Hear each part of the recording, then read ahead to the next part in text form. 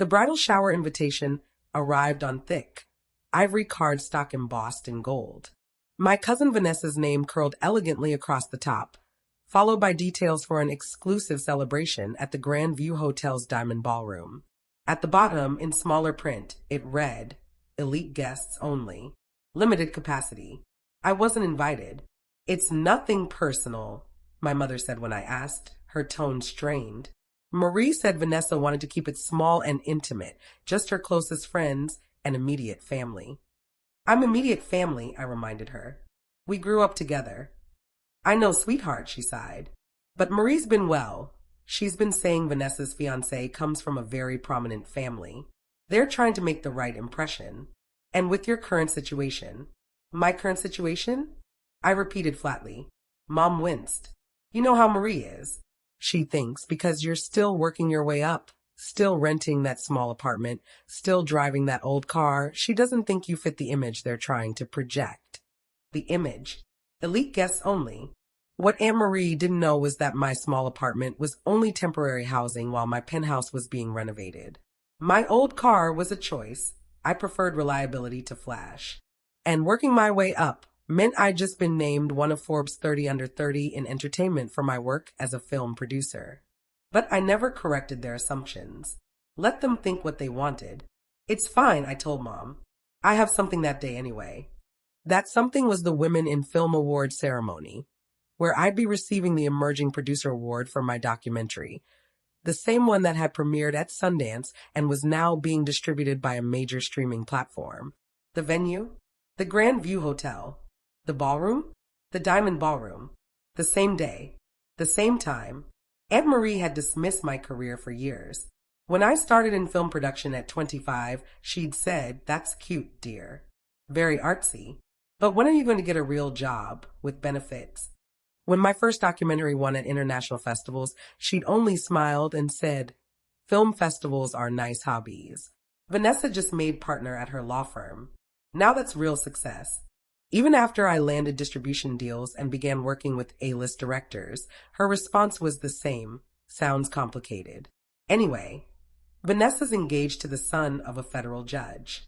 Can you imagine? We're so proud. So when I saw elite guests only on the invitation, I understood exactly what it meant. People Aunt Marie considered important. Those with titles, money, visible status. Not me, the artsy dreamer with a so-called hobby. I confirmed my attendance at the award ceremony with my publicist.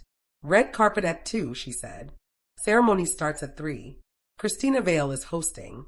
Christina Vale, Oscar-winning actress, 3-time collaborator, and one of my closest friends. We'd worked together for years, but I'd always kept our friendship private. Not every connection needed to be a headline. "She's thrilled to present your award," my publicist added. "She's been telling everyone you're the most talented producer she's ever worked with." I smiled. "Tell her I'm grateful." "Oh, and Olivia," she said. The event coordinator mentioned there's another function happening at the hotel that afternoon. A bridal shower. They're trying to coordinate traffic. "I know," I said. "That's my cousin's shower. The one I wasn't invited to." There was a pause. "Well," she said slowly, "this is going to be interesting." The day arrived with perfect weather. I dressed carefully. The emerald gown was exquisite, custom designed for the ceremony. Understated yet impossible to ignore. My stylist had truly outdone herself. I arrived at the Grand View Hotel at 1:30 p.m. The red carpet stretched across the entrance of the Diamond Ballroom, framed by velvet ropes and flashing cameras. Above the doors, a grand banner proclaimed, "Women in Film Awards." Just 30 feet away, around the corner, the adjoining salon buzzed with a different kind of energy. Vanessa's bridal shower. Guests arrived in pastel cocktail dresses, clutching glossy gift bags, exchanging air kisses and compliments rehearsed to perfection. Near the entrance, Aunt Marie reigned like a self-appointed hostess, directing arrivals with smug precision. She wore a sharp designer suit and an even sharper smile.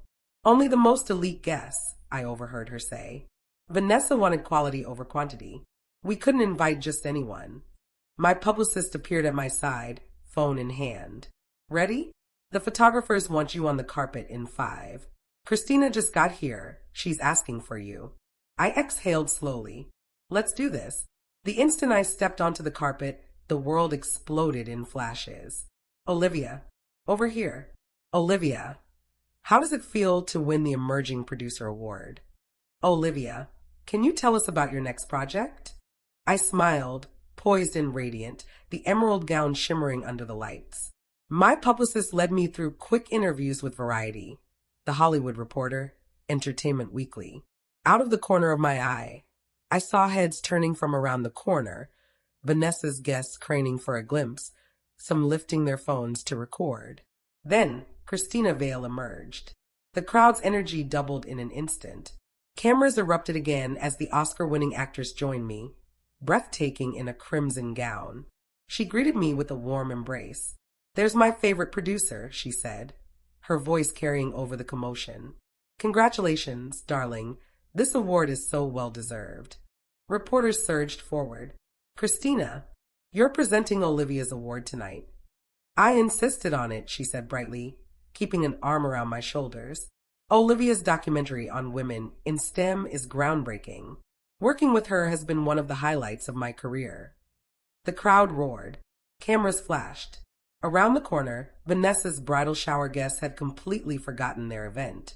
They were openly staring now, some drifting closer, filming the spectacle. I caught sight of Aunt Marie's face just as realization struck, confusion giving way to disbelief. Then horror, as she recognized me, standing beside Christina Vale, radiant beneath the Women in Film Awards banner. Christina and I finished the press line and stepped into the Diamond Ballroom. The space glittered with elegance, chandeliers blazing, hundreds of seats filled with producers, directors, journalists. The president of Women in Film took the stage to open the ceremony, and the night began. I sat beside Christina and the other nominees, surrounded by producers, directors, and actors I had admired for years. Through the ballroom's side door, the one connecting to the salon where Vanessa's bridal shower was taking place, I caught glimpses of faces peering in, curious about what was happening next door. The shower guests had clearly realized something important was unfolding. Then came the moment for my award. Christina walked onto the stage, and the energy in the room shifted immediately. When Christina Vale speaks, everyone listens. "I've worked with many producers in my career," she began, her voice effortlessly commanding attention. "Some are talented, some are dedicated. Olivia Chin is both and more. She's a visionary who sees stories others overlook. Her documentary Breaking Barriers didn't just win festivals, it changed policy. It's being used in schools, corporations, and government programs." Applause broke out across the room. "She's 29 years old," Christina continued, "and she's already produced 4 documentaries, 2 narrative features, and a limited series. Her work has been distributed by every major streaming platform. She secured funding from some of the most competitive grants in the industry. And she's accomplished all of this while being told, 'I know this for a fact, that film production is just a cute hobby.'" Laughter rippled through the audience. "Olivia proves that real success doesn't need validation from those who don't understand your field," Christina said, smiling warmly. "It takes vision, dedication, and the courage to create something meaningful. I'm honored to present the Emerging Producer Award to my friend and collaborator, Olivia Chin." The applause was thunderous. As I walked to the stage, Christina hugged me, handed me the Crystal Award, and stepped aside. I looked out over the audience, hundreds of industry professionals, flashing cameras. And through that same side door, I saw the bridal shower crowd press close, watching. Aunt Marie stood frozen, pale. Vanessa, still holding a mimosa, stared with her mouth open. "Thank you," I began. "To Women in Film, to Christina, and to everyone who believed in the stories that needed to be told. This award represents not just my work, but the work of every woman fighting to be heard in this industry." I spoke for 3 minutes about breaking barriers, about the women whose voices we amplified, about the measurable impact our team had made. The room stayed silent, intent. "People told me film production wasn't a real career," I said. "That festivals were nice hobbies. That I should get a job with benefits." I paused. "But real success isn't defined by how others perceive your work. It's measured by the impact you create, the lives you touch, the stories you tell that shift perspectives. The applause roared. Later, the reception began in the main ballroom. The partition separating it from the salon was opened, merging both spaces. Vanessa's elegant bridal shower now shared air with our awards celebration. The collision was instant and awkward. On one side, film professionals mingled with champagne and appetizers. On the other, bridal shower guests clutched mimosas, visibly out of place among the Hollywood crowd. Aunt Marie approached me first, her composure slipping. "Olivia, I had no idea," she stammered. "You never said. You didn't tell us you were receiving an award. Or that you were working in film at this level," she added quickly. "I supplied that information gently," I replied. "Or working in film at this level," she echoed. "Both. You always made it sound like a little hobby." "I never made it sound like anything," I said evenly. "You assumed. When I talked about my projects, you called them hobbies. When I mentioned film festivals, you dismissed them. When I spoke about distribution deals, you changed the subject to Vanessa's law career." Her face flushed. "But you could have explained more clearly." "Could I?" I asked. "I told you I was producing documentaries. I mentioned major streaming platforms. I said I'd secured funding. You weren't listening because you'd already decided my career wasn't impressive enough." Then Vanessa appeared, still wearing her bridal sash, visibly flustered. "Olivia, oh my God. Christina Vale presented your award." "You know Christina Vale. I've produced 3 projects she starred in," I said. "We're friends." Vanessa lifted her phone, wide-eyed. "You're Forbes 30 under 30, she exclaimed, showing me the article. "Someone just sent this to our shower group chat." "When did this happen?" 2 months ago, I said, smiling faintly. I mentioned it casually at family dinner. Your mother smiled politely and said, "That's nice," before asking if I'd found a boyfriend yet. Vanessa's face fell. "The invitation, we said elite guests only. And you're literally being honored by the film industry, and we excluded you."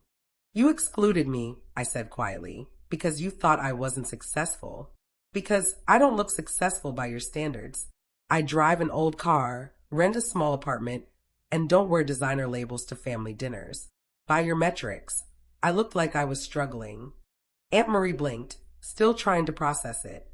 "But you're not struggling," she said slowly. "You're producing major films, working with Oscar winners, winning industry awards." "I'm doing the work I love," I said. "Successfully.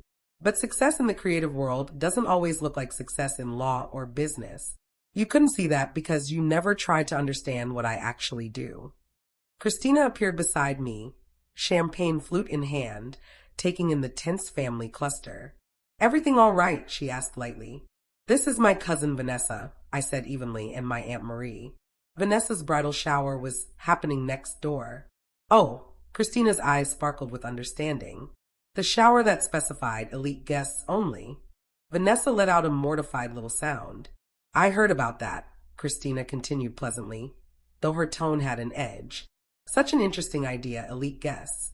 I just wonder what criteria you used, because Olivia here happens to be one of the most elite producers in the industry right now. Every major studio wants to work with her. Every streaming platform is chasing her next project." Aunt Marie's voice was faint. "We didn't know." "Perhaps," Christina said smoothly, "you should have asked before deciding who was elite enough for a bridal shower." Then she turned to me. "Darling, the New York Times wants an interview. Shall we?" As Christina guided me away, I heard Vanessa whisper to her mother, "This is going viral." And she was right. Someone had already posted a video of me on the red carpet with the caption, "The cousin who wasn't elite enough for the bridal shower." Aunt Marie's voice trembled. "We look terrible. We are terrible. We excluded her. We dismissed her career. We judged her by her car and apartment instead of actually understanding her work." The rest of the reception felt surreal. My film colleagues congratulated me, discussed future projects, and introduced me to directors and executives. Meanwhile, guests from the bridal shower hovered awkwardly around the edges, clearly out of their depth among the Hollywood crowd. Several came over to apologize. "I should have asked more about your work," one aunt said. "I just assumed when Marie said you were struggling." "I'm not struggling," I said simply. "I'm building a career in an industry you don't understand." There's a difference. As the evening wound down, Vanessa found me again. She'd taken off the bridal sash and looked exhausted. I don't know how to fix this, she admitted. The shower was supposed to be my perfect day, and now it's the story about how we excluded you. It's all over social media. You can't fix it today, I said gently. The mistake wasn't tonight. It started when you decided that elite meant wealthy and conventional instead of talented and accomplished. I'm sorry, she said softly. Not because you won an award. Not because Christina Vale is your friend. I'm sorry because you're family, and we treated you like you didn't matter. I studied her for a moment, my cousin, who'd grown up beside me, but learned to measure worth by status and salary. After your wedding, I said, we'll have coffee. Just us. You can ask about my actual work, my real life, not your mother's version of it. Vanessa nodded. I'd like that. I really would. I left the Grand View Hotel as the sun dipped below the skyline, award in hand, my publicist already fielding interview requests. The story had indeed gone viral. Film producer wins award at same venue as bridal shower she was excluded from. My phone buzzed with messages, apologies from family, congratulations from colleagues, meeting requests from streaming platforms, and one from Mom. I'm so proud of you. And so sorry we didn't see your success clearly. Love you. I drove home in my reliable old car, through the city where I'd built my company from nothing, past the small apartment that would soon give way to a penthouse. Success comes in many forms. Aunt Marie measured it by titles, wealth, and social status. I measured it by stories told, lives touched, and work that mattered. The bridal shower had been exclusive, elite guests only. But the real elite, the ones changing industries, telling powerful stories and winning awards, were next door all along. Sometimes, the cousin everyone underestimates turns out to be the most successful person in the room.